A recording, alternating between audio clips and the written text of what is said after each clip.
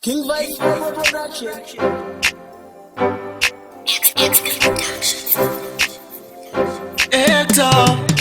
Vanu kuchenura wamachituna Pawai vamupenyu vaiti dai watumwa Nemota uyo dai yabo muvuna Dai wafa dai pafu ata yabo kuruma Kana ndichinge ndafa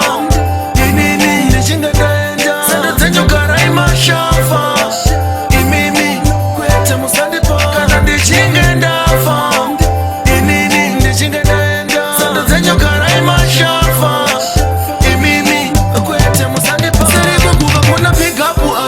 ndiri mupenyu vaisimbisana atite nekuti ndafava kuti aiva wedu aiwezvo azvite nomira ndivatipe saka ndizvo zvavanoita ndadzidza uri mupenyu vanenge vachingoumba daka paunonzi wakiteoridza kubaizira kuita sevanhu vakanaka kana ndichinge ndafa inini ndichinge ndaenda sanda dzenyu karai mashafa imimi kwete musandipa kana ndichinge ndafa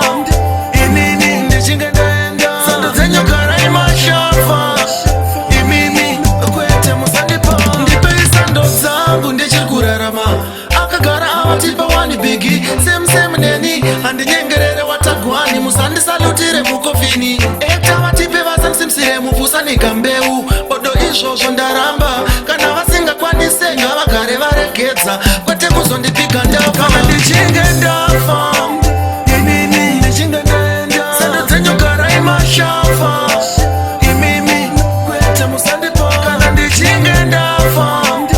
inini ndichinge ndaenda sanda dzenyu karai mashafa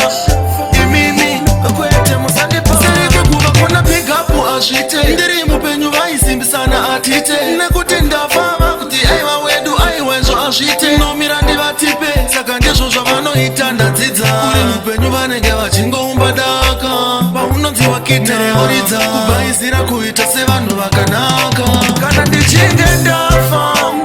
inini ndichinge ndaenda sanda dzenyu karai mashafa imimi kwete musandipa kana ndichinge ndafa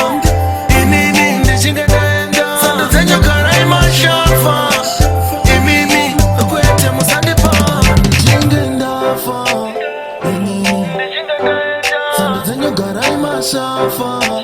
inini, King Vice kana ndichinge ndafa, inini, sanda dzenyu karai mashafa.